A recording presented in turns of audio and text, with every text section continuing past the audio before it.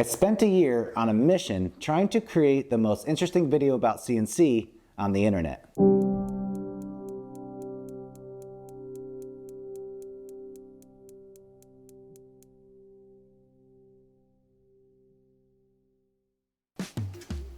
A. Let's kick off this series by making a thick block of epoxy resin mixed with a bunch of kiln-dried cedar tree branches from my backyard. After it cures, we'll take it over to the ShopBot and flatten one side. We're using a surfacing bit with a 1-inch cutting diameter. It transforms my ShopBot into a 24-inch wide planer. When that's finished, we'll swap out the surfacing bit for an upcut spiral O-flute and begin cutting out our letter. When milling epoxy resin, the chips get really hot. This bit evacuates chips quickly to avoid melting our material. And so this is what it looks like when it's all finished. You could also use colored pencils or just keep it pure.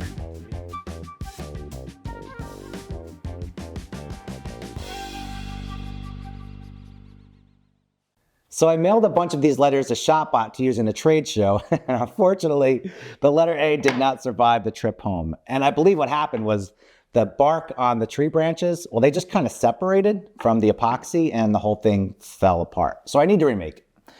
I should also mention that I put a dab of hot glue onto the bottom of each tree branch when I was placing in the container. And I did this so that when I poured the epoxy, the little tree branches wouldn't float up. Now, I was using thick-set Total Boat epoxy, and I probably should have used a vacuum chamber. I didn't have it in the shop that time, so I didn't use it.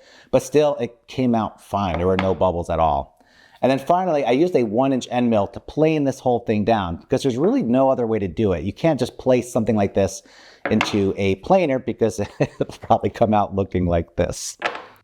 B. You can work with a lot of different materials using a ShopBot CNC machine. And today, we're going to focus on cutting aluminum and other non-ferrous metals. To do this, we're going to use an upcut spiral O-flute with a short cutting diameter to minimize any chattering. I'm also using a mist lubricant system hooked into my air compressor to help cool my bit and to evacuate my chips. When milling aluminum, the chips get really hot and they have a tendency to want to stick to the tool. The misting system paired with the spiral O-flute prevents this from happening. Cutting aluminum is easy as long as you use the right bit, you keep it cool, you evacuate your chips, and you use the correct feeds and speeds. And when it's all finished, milled aluminum looks fantastic. And brass looks great too. Prior to filming this series, I was always a little bit afraid to mill aluminum, well, because I didn't have a whole lot of luck milling it in the past. And I believe the reason for that is I was milling the wrong grade aluminum. When milling aluminum on a CNC machine, you want to use 6061 because it's soft enough to be milled and it still has high strength. Now, you might have also noticed I'm using a mist lubricant system on my machine, and what that does is it sprays a little bit of lubricant on the tool, helping to keep it cool, while also blowing out the chips. You really don't want to keep cutting out those chips in there because, well, you're just going to wear out your tool, and it also generates more heat, and heat is the enemy when milling aluminum. Now, if you don't have one of those systems, you can use some cutting fluid and your air compressor to go to blow out the chips, and that works just fine.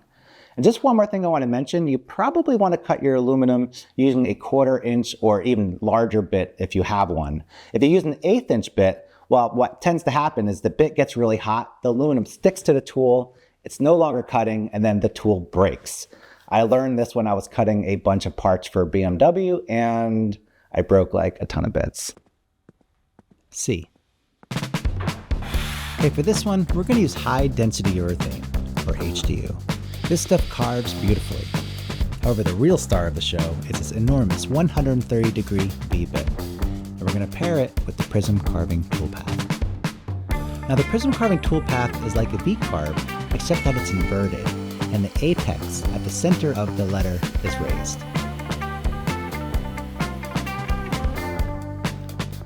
Okay, so now we're going to swap out that bit for a 1/4 inch upcut bit and finish cutting out the rest of the letter.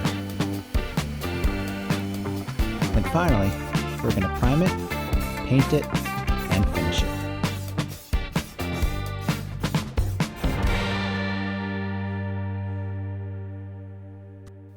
One of the best ways to learn CNC is to take on freelance projects that you don't know how to do. So for example, a sign maker approached me and he said he wanted a bunch of letters that were the opposite of a V-carve. I was like, you want what? But it turns out it wasn't that hard. Just need a 130-degree V-bit, some high-density foam, and the profile toolpath. And taking on freelance projects like this not only helps you learn the machine, but it also helps you to pay it off as well. D. Just for fun, let's make our own plywood. To do that, we'll resaw some lumber, put our boards through the drum sander, glue them up along with a few dyed veneers, throw them in a vacuum bag, and the next day, I've got my plywood. Now to cut out our letter, we're using a compression bit. A compression bit is designed to work with laminated materials like plywood. It has both upcut and downcut sections that prevent the plywood's top and bottom veneers from chipping. To avoid chip out on the top veneer, we also need to use a lead-in and make our first pass depth 0.3 inches deep so that the upcut portion of the compression bit is below the top veneer when we begin cutting our letter. But if all goes well, we don't even need to sand the letter when it's finished.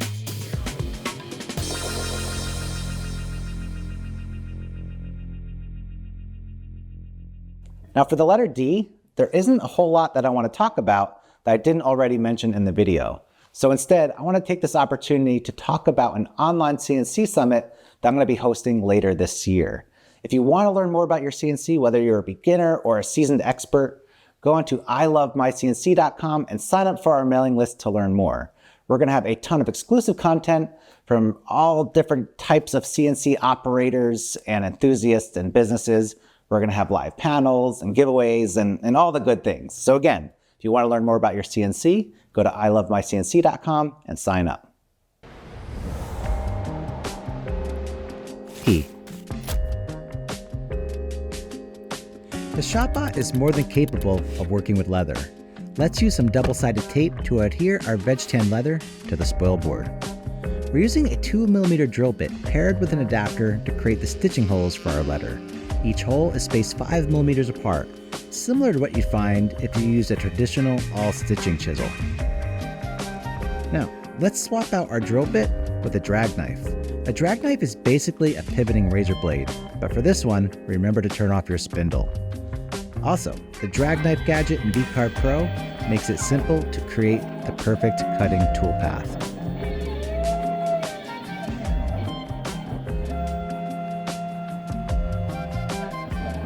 And after a bit of stitching, burnishing, and oiling, here's the final result. I absolutely love cutting leather using a CNC machine. It cuts beautifully. But you could also cut leather using a laser cutter, but then you have to deal with all that char. With a CNC machine, well, you don't have to worry about it. Now, as you saw, I cut all the stitching holes using this drill bit, and I cut the profile using this drag knife. Now, the drag knives come in a couple of different flavors. This is the D1.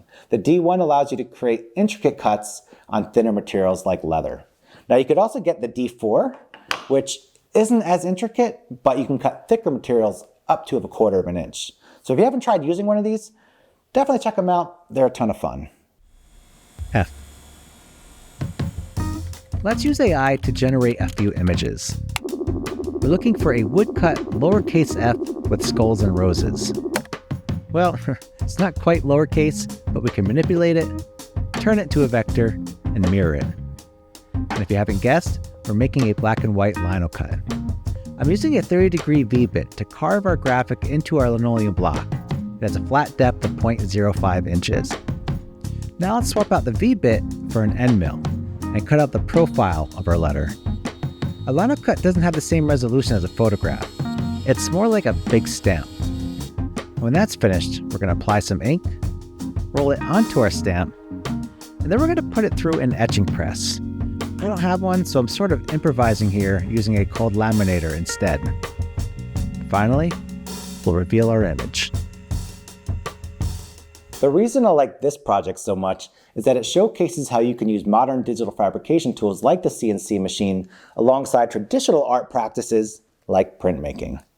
And I have one story that comes to mind. So down the street, there's a shop and there's a guy who hand carves these soap dishes. They're gorgeous, but they take 8 to 10 hours a piece to carve. So I asked him, I said, will you let me carve 80% of your soap dish on my CNC machine? Then I'm going to give them back to you and you can hand carve the remaining 20%. This way, they still have that humanistic feel and you're going to save a ton of time. So we did that. They came out great. He sold them all. End of story. I also teach a ceramics class where we use a CNC machine alongside traditional ceramics tools to create pottery in ways that you couldn't do in any traditional manner. So if you have an art practice and a CNC machine, consider finding ways to combine them. G. We're going to use our ShopBot CNC machine to make a reusable mold. Let's start out by creating the shapes needed to make our letter and the container for our form.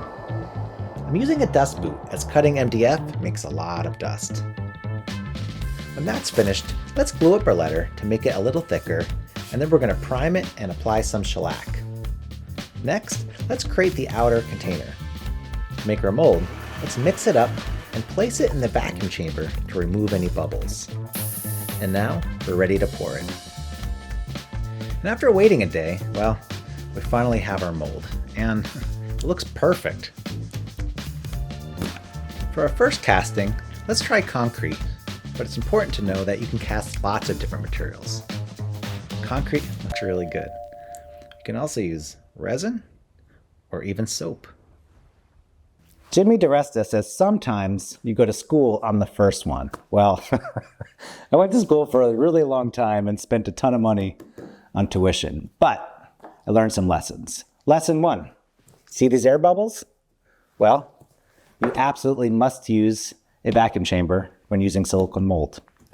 On the second one, I got different kinds of air bubbles. That's because I was putting the mold in this way and it couldn't get in all the crevices in that little cavity. So I learned I need to put it in this way. On the third one, it came out perfectly. Yay! And so I was able to get a perfect letter G. Oh, and also, don't forget your mold release and enjoy the learning process. H. Let's start by ripping some maple, white oak, and walnut into strips. And then we'll glue them up to make some wood that looks like plaid. Now let's use our ShopBot CNC machine to cut out a reusable acrylic router template. A router template allows us to create repeatable shapes using simple tools.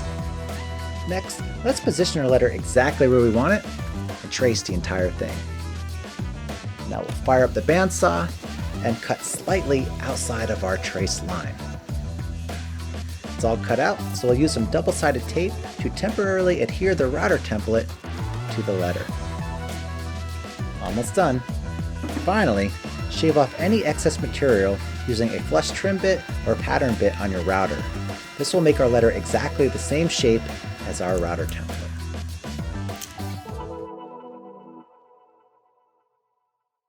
It's not always possible to bring your piece to your cutting tool. Sometimes you got to bring your cutting tool to your piece, especially if you're working off site. And so this is where creating a router template is especially helpful. Now for this one, we created a profile cut. However, it's not any more difficult to create a router template that allows you to create pockets.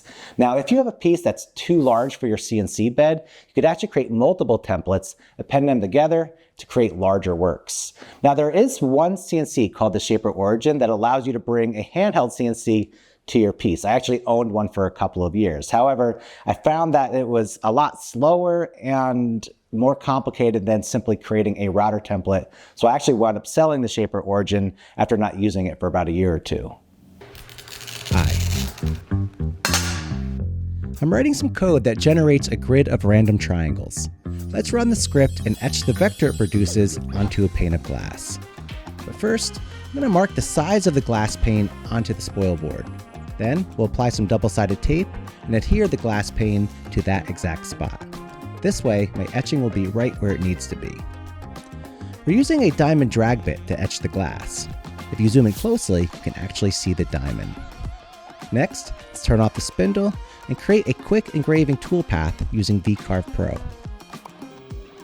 This spring-loaded diamond drag bit can etch things like metal, stone, and plastic. And of course, it also etches glass beautifully. Sounds neat too. So let's finish up by etching the outline, cleaning it up a bit, and then illuminating our code-generated graphic. In my previous life, before I got into digital fabrication and woodworking, I was a full-time coder for about 12 years. But now I love writing code to create graphics that you can use on the CNC machine or the laser or a 3D printer. I also love using this diamond drag bit. However, I think the real takeaway from this video is using a jig, because oftentimes you need to work with materials that are already pre-cut, like this pane of glass. We can't cut glass on a CNC machine. So creating a jig allows you to place your piece exactly where you need it so you can start cutting or engraving. J. Let's start this one by making 64 thin strips of wood. We're going to use them to make a bent lamination. We're using a ShopBot CNC machine to create a two-part form. The idea is to glue up our thin strips of wood between the two parts to achieve a perfect curve. In fact, I use a CNC machine to create 4 different curves to make the glue up more manageable. More on that later. Add some tape and finish our form. Now we're going to glue up 16 strips at a time and place them into our form. Clamp everything up and let this sit overnight to ensure that the wood holds its shape. As I mentioned earlier, I glued these up in 4 separate passes. This is the first one. And here are all 4. The ShopBot made it extremely easy to create the unique curves needed for each glue up. And after a bit of cleanup, well, here's the final result. When I started the series, I immediately knew I wanted to create a video about bent lamination. It's one of my favorite woodworking techniques. And if you own a CNC machine, it's incredibly easy to create forms for bent lamination. Now for this letter, it's a little bit of a stretch because it's not much of a curve and it's not an even width, but it's the best letter I could come up with using that technique. But if you're a furniture designer, using a CNC machine to create forms for bent lamination is a game changer. Okay. We're going to make a circuit board. Let's start out by laying out our circuit in Fritzing, making our traces, and generating our G-code using FlatCam and OpenSBP.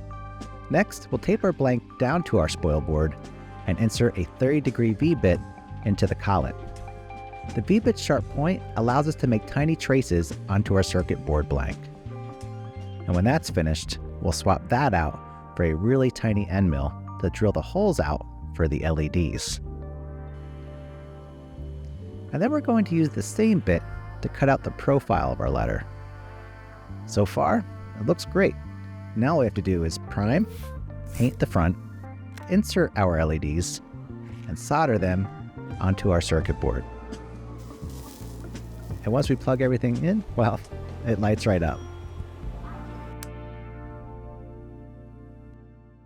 Now of all of the letters, oddly enough, this one took the longest amount of time for me to complete. And it wasn't the milling. The milling was actually simple. It was figuring out the workflow. How do I design a circuit and turn it into something that I could mill out of a copper blank using a ShopBot CNC machine? But obviously it can be done. You saw the video. It just requires you to download and use a few different software applications.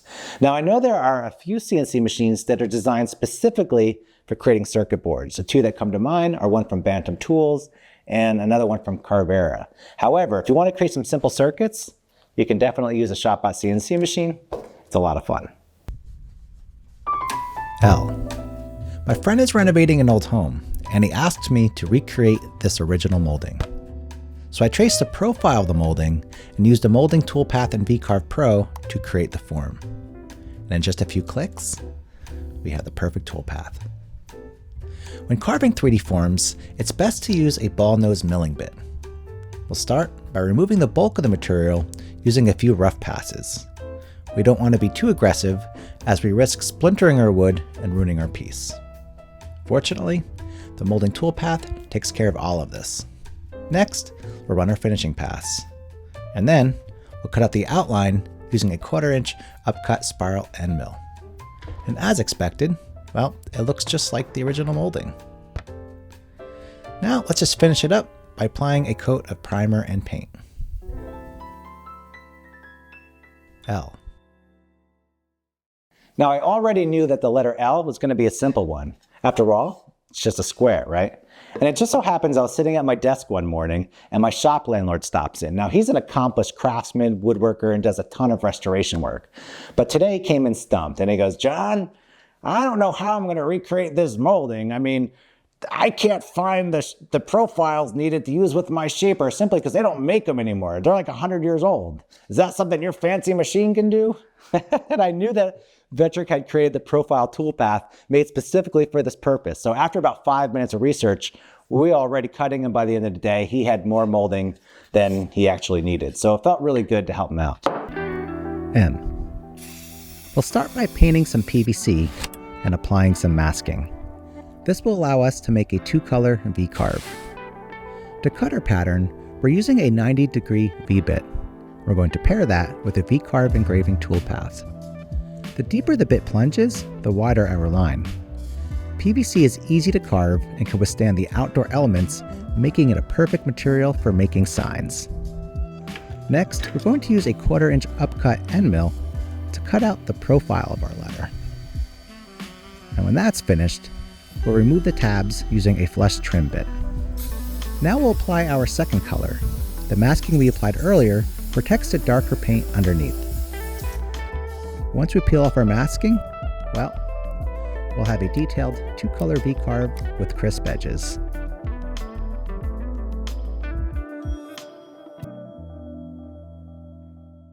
Now, I'd have to say about 50% of the work that I do using the ShopBot CNC machine is creating V-carve signs. Not only is it a huge moneymaker, but it's also extremely easy to do. This week, I'm working on this guy right here. This is just a prototype to make sure that the file looks okay. So that's going to be carved out of 2-inch thick mahogany. It's painted green. And then we're going to gold leaf all of the pieces instead of painting them like we did this one. And that process is going to take about 2 full days, but I'll charge about $1,000 for that sign. And let's create an inlay. We're going to start by making 2 end grain blanks. We'll make our pocket out of maple and our plug out of walnut. Next, let's grab a 60-degree V-bit and begin carving out our plug. To speed things up, we'll clear out the larger areas with a 1/4-inch end mill. Now let's carve out our pocket using the same V-bit. And when that's done, we can cut out the profile of our letter. With our plug and pocket finished, it's ready for our glue up. And if all goes well, the plug should fit snugly inside of our pocket. When the glue dries, we cut out the excess material and hope for no gaps. Awesome. Next, we'll clean things up with a bit of sanding, and now we've got a perfect inlay. I think the letter N is one of my favorite letters in the collection, and Vectric's V-Carve inlay toolpath makes this really simple to create. Last week, I created a sign using the same technique, but using epoxy pour for some of the more detailed areas. Oh. For this letter, we're going to create an inlay that goes all the way through our material. It'll sort of look like this, with each piece fitting snugly into place. To do this, we're going to use the inlay toolpath. We'll start by cutting out the inserts out of Paduke, teak, and yellow heart hardwood. And when that's finished, we'll use the inlay toolpath again to cut out a few holes in a glued up maple panel. The inlay toolpath compensates for the tool radius by rounding off sharp corners, allowing each insert to fit into each hole. Now we'll move on to our second set, and then finally our third. Almost done. With our panel all glued up, let's finish it up by cutting out the profile of our letter.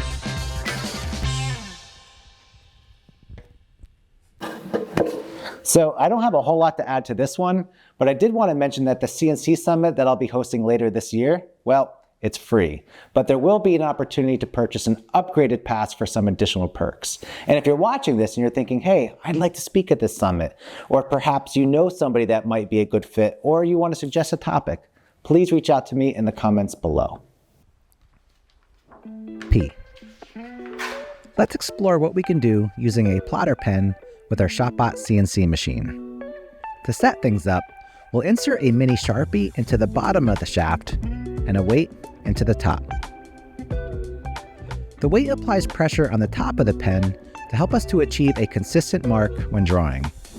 We'll make our cut depth 0.15 inches and make sure that we're drawing on the line. Before running our job, remember to turn off the spindle. The plotter pen simply follows each line until our entire drawing is finished. Drawing using a CNC machine is surprisingly simple and satisfying, and the pen itself, well, is relatively inexpensive. Now you can create a simple drawing like our letter P, or draw more complicated designs like this one. Installing a plotter pen into your CNC opens up all kinds of possibilities. You're basically turning your CNC into a drawing machine. Now I know there are some artists that actually put a paintbrush in the collet and they use it to create some beautiful pieces. Q.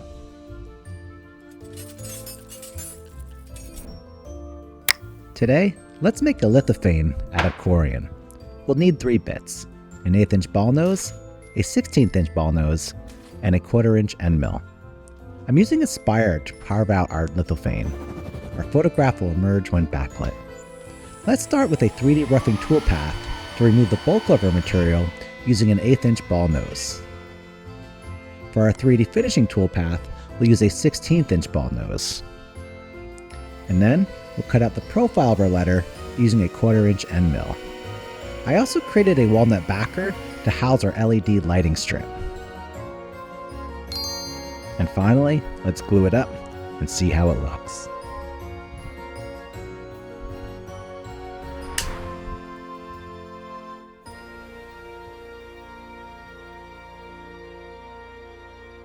Now I actually had some issues with this one, and as you saw in the video, a lithophane is a 3-dimensional relief carving where different thicknesses of the material create light and dark areas, revealing an image when the light shines through. Now the issue that I had was that the picture that I took was a little bit grainy, and some of the lighter areas in the image didn't carve deep enough, so I didn't get the contrast that I needed. It looks okay in person, but on camera, not so much. So this is the one instance I had to bring this into Photoshop to sort of increase the contrast digitally so that you can see it on film. R. For this one, we're going to carve soapstone. Soapstone is a naturally occurring metamorphic rock that can be easily carved using a ShopBot CNC machine. I downloaded a 3D model of the moon from NASA's website and brought it into Aspire for tooling. We'll start by using a 3D roughing toolpath to remove the bulk of the material using an 1/8 inch ball nose bit. Despite being stone, this material is incredibly easy to work with. With the roughing toolpath finished, let's start our 3D finishing toolpath using the same bit. During the finishing pass, you'll see each crater emerge in perfect detail. For the smaller craters, we'll use a 1/16 inch ball nose bit.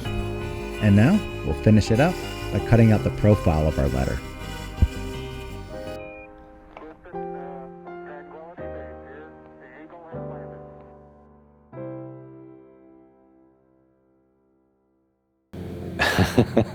Someone's mowing their lawn out there. Not ideal for filming, but it's all right. So the letter R was incredibly satisfying to me because I'd never carved soapstone before. And in fact, it inspired me to purchase a larger used ShopBot CNC machine so that I can create larger works. And I think the first project that I want to create with the new machine is a large moon table. It's going to have a carved soapstone top with a 3D carved base and legs that are inspired by the Apollo 11 lunar lander. Now here's a quick sketch of what I was thinking. Now one of my friends says it looks a lot like a Weber grill, so I either need to go back to the drawing board and make some changes, or who knows, maybe Weber is willing to sponsor the build and save me the trouble. Now I do plan on having a full build video on the moon table, so if you're not already subscribed, please hit that subscribe button and you'll be notified when the moon table is complete. S. Today, working with a sheet of two-tone HDPE, or high-density polyethylene. To hold our piece down, I'm using a portable vacuum system developed by Airways. This means no hold-down screws or tabs. We'll be using an 1/8 inch end mill for both our pocket and profile toolpaths. First, we'll carve out our zebra stripes, and then we'll cut out our letter.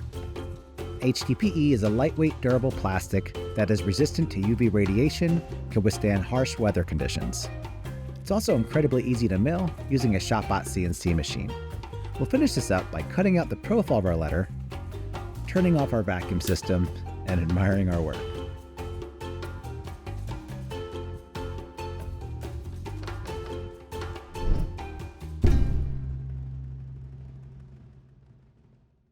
So I have a 4-year-old daughter, and every time we go to a playground, I see lots of this carb HDPE.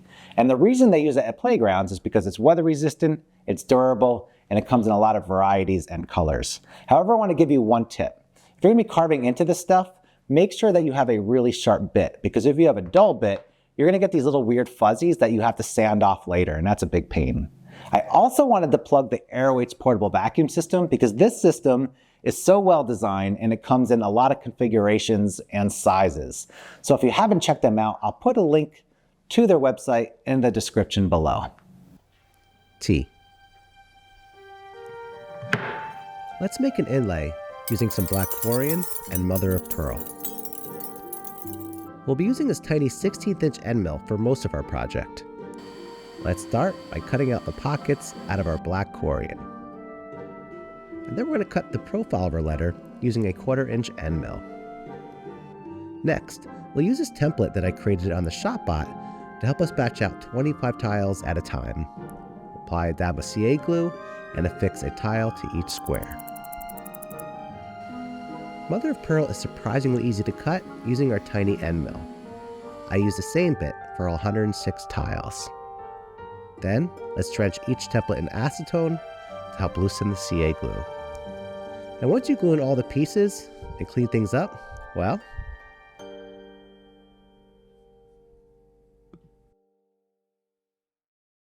I think the letter T gets the award for the most beautiful letter in the collection. And surprisingly, it was one of the easier ones to complete.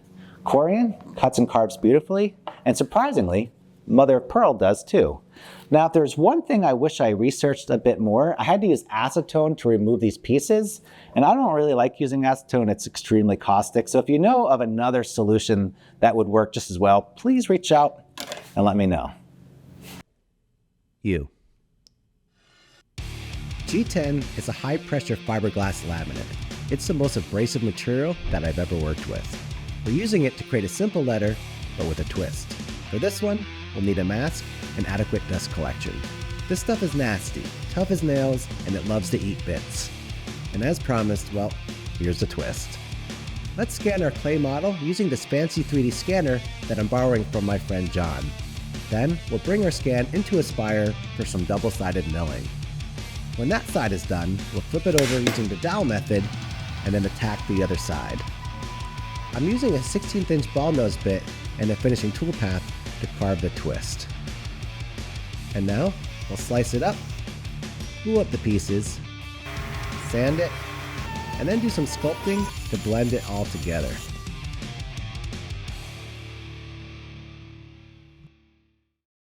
Yeah, never again. Never again will I use G10 in this shop. I mean, it looks gorgeous, it carves beautifully, but it's stinky, bad for your lungs, it destroys your tools. In fact, I have a brand new sheet of G10 here, and they usually use it for things like knife handles. If you want this, let me know and I will ship it to you free of charge. It works!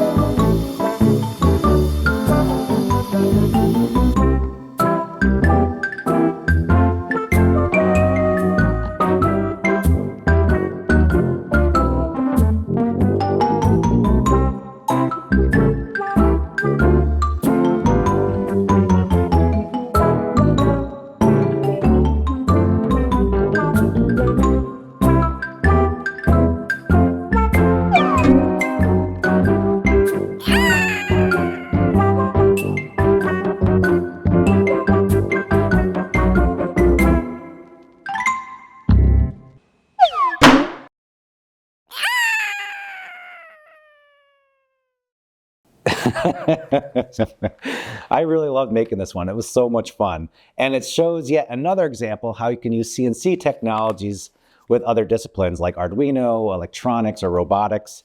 Not to mention, the CNC machine carves foam beautifully, so you can use that for a whole number of applications. W. Let's start this one by making a quick doodle using Procreate. We're making a magnetic puzzle. For the hold down, we're going to affix some painter's tape to our spoil board and apply some CA glue. Then, we'll add more painter's tape to our magnetic sheet and apply some activator. This will hold down our magnetic sheet and allow us to cut out our puzzle pieces without using any tabs. These 60mm magnetic sheets cut beautifully in a ShopBot CNC machine. I mean, look at those chips, they're gorgeous. I'm using a 16th inch end mill with a slight offset to ensure that our pieces fit together perfectly. When that's done, we'll peel up our puzzle pieces and do a quick dry fit to make sure that everything looks okay. Now we'll use a UV printer to print our doodle onto our sheet. And then we'll assemble our magnetic puzzle onto a whiteboard. This video is the only video that I had to redo after completing it. My goal for the video was to showcase how CNC technologies could be used alongside other digital fabrication tools. Tools like lasers, 3D printers, UV printers, vinyl cutters. However, the first version, it just didn't have the thing to make it interesting. So the second version came out pretty good. So we created a magnetic puzzle with some UV printing on it. And I think the most interesting work happens when you combine multiple tools. X.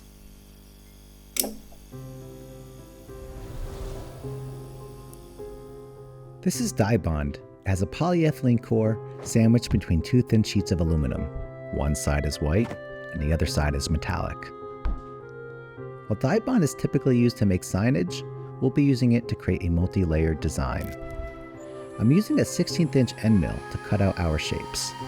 Die bond cuts beautifully on a ShopBot CNC machine, producing clean, crisp edges.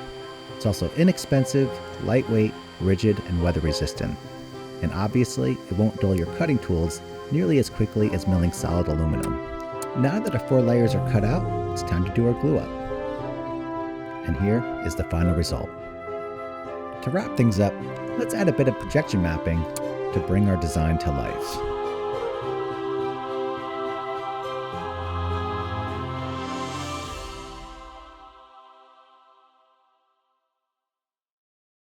As you saw in the video, we used die bond for this one. Now I cut a lot of die bond in my shop, and it's usually not these multi-layered designs with projection mapping. Instead, I milled die bond to create signage. And generally what I do is I'll cut the die bond on the ShopBot to a specific shape, and then we use a vinyl printer and cutter and place the vinyl onto the die bond because it's durable and it works well for indoor and outdoor applications. Why? Today, we're going to carve ice. To create a clear block, we'll use distilled water and place it in a vacuum chamber to remove any air bubbles. The key is to freeze it slowly, ideally at 30 degrees Fahrenheit, over 2 days. Once the block is ready, let's secure it down, although using clamps may have been a better option. Carving ice is surprisingly simple, although you may need to use compressed air to blow away any ice chips before they refreeze. After 3 attempts, I finally have a beautiful block of carved ice. I also milled several acrylic snowflakes and created a silicone mold. I added some blue food coloring and allowed the snowflakes to freeze. Finally, we'll attach the blue snowflakes to our clear block.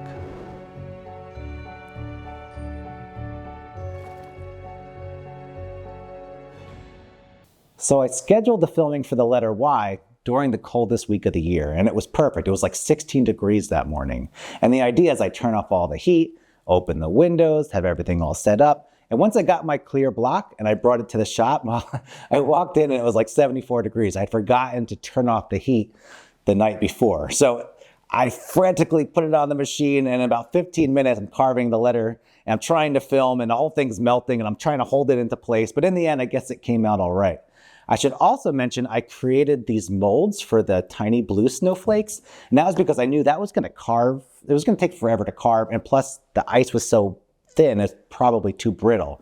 So this worked out all right. Now I lost a couple of key shots because I was like frantically trying to get this done in like 15 minutes. But in the end, I think the video came out all right. Now, a lot of artists actually put their ShopBot CNC machines in freezers. And so they can do these beautiful carvings even if they take all day. Z.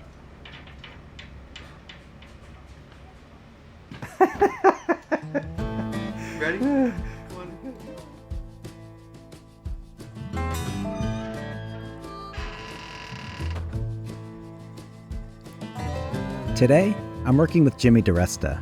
We're making a table out of composite decking material. We're using an 1/8" milling bit to create some funky joinery that Jimmy cooked up.